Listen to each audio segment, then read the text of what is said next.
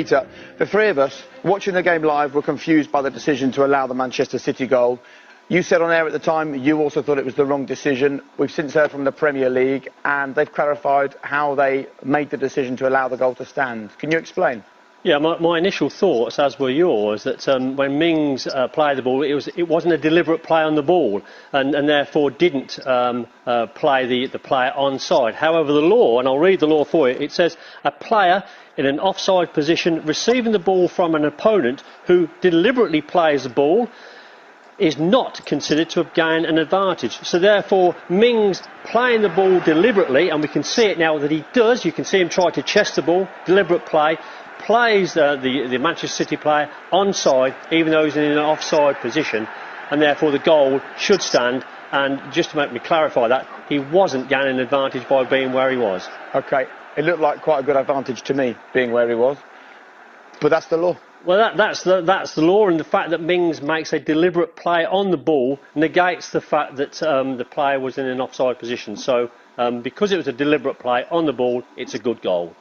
Thank you, Peter.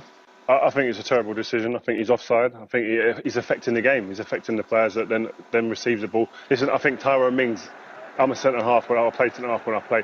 You've got to clear this. He knows Rodri is there. He knows there's a player coming back from an offside position.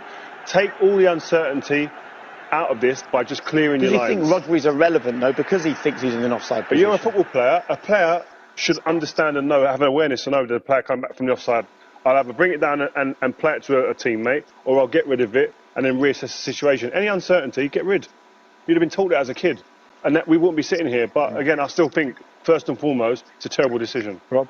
Terrible decision from Mings, or the decision? From the decision from the referee. He should give an offside decision. It's not, it's the letter or it's a terrible decision from Mings.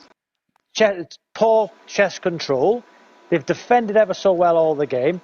As Real says, head it clear.